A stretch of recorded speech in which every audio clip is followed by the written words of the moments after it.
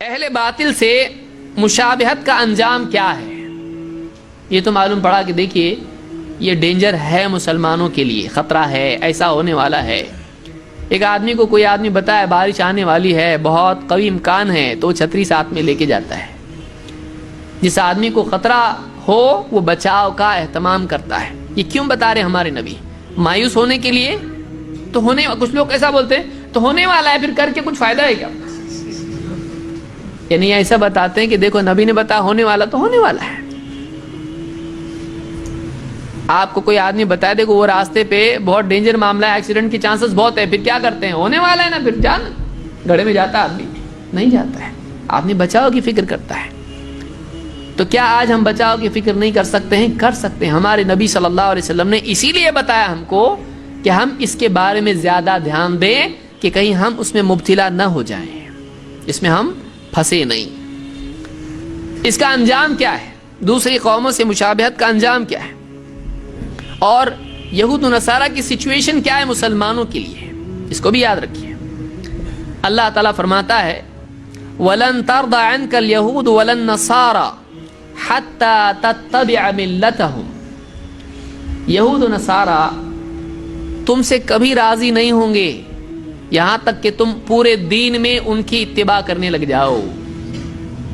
تم کیا سمجھتے؟ تم ہیپی نیو ایئر کر کے خوش ہو جائیں گے وہ لوگ؟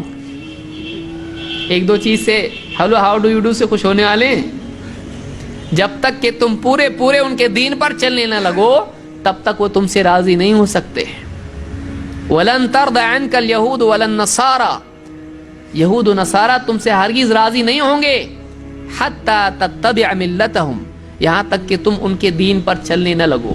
جب تک چلتے نہیں وہ راضی نہیں ہونے والے، چلو گے تو راضی ہوں گے، جب ان کے دین کو اختیار کر لو گے تو خوش ہوں گے، ورنہ نہیں۔ ایک دو چیزوں سے وہ خوش ہونے والے نہیں۔ کس کو خوش کر رہا ہے تو؟ ان کے طریقے اپنا کر کس کو خوش کر رہا ہے؟ اللہ کو ناراض کر کے۔ مسلمان کو سوچنا چاہیے۔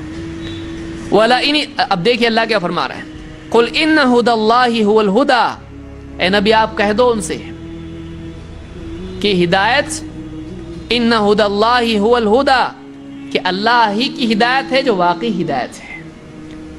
گائیڈنس، رہبری جو اللہ کی طرف سے ملی ہے وہی ہدایت ہے۔ اس کے بولنے پہ مت چلو۔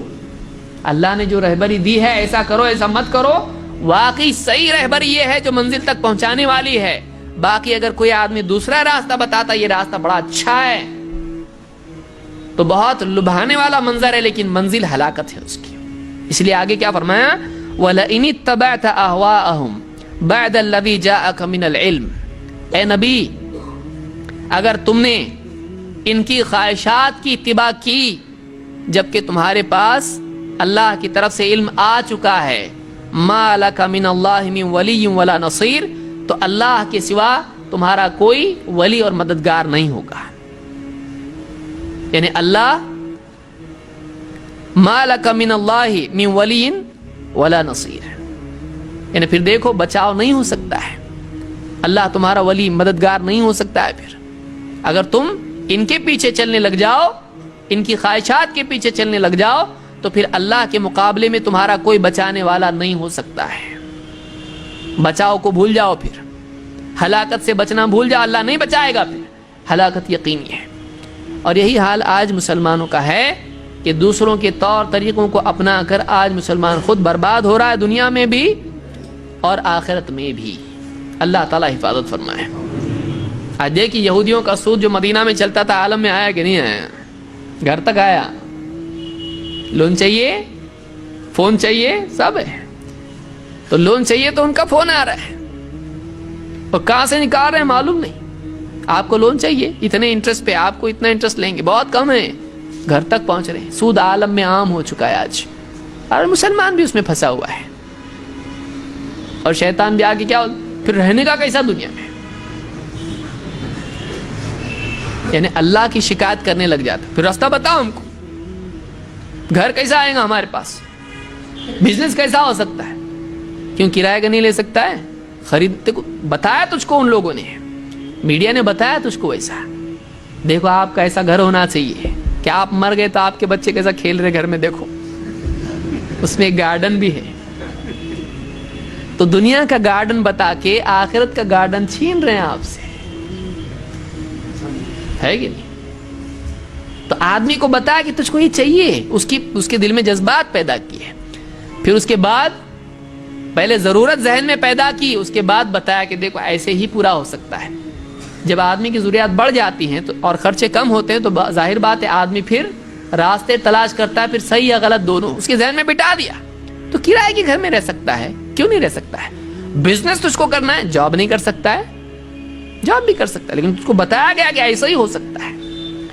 تو آج عالم، یہ ایک چیز بتا رہا ہوں میں، آپ اتنی لسٹ ہے اس کی لمبی، میڈیا سے لے کے ہر چیز تک۔ آج مسلمان پھنس چکا ہے، اس کو بھولا ہے بہت مسلمان، روئی کا گولا، جیسا چاہے گڑیا بنا اس کی بن جاتا، گھوڑا بنائے گھوڑا بنتا، گدھا بنائے، جو روئی ہے نا وہ تو کپاس کا ہے، جو بنانا ہے مینوفیکچرر بنا رہا اس کے ہاتھ میں دے دو، اب یہودی کے نصرانی کے، جیسا چاہے کر رہا اس کو۔ ہمارے نبی نے جو بتایا ہم کو اس کے مطابق ڈھلنے کے لیے تیار نہیں ہے، انسان بننے کے لیے تیار نہیں ہے، پھر لوگ گدھا گھوڑا ہی بنائیں گے، نہیں تو کیا بنائیں گے؟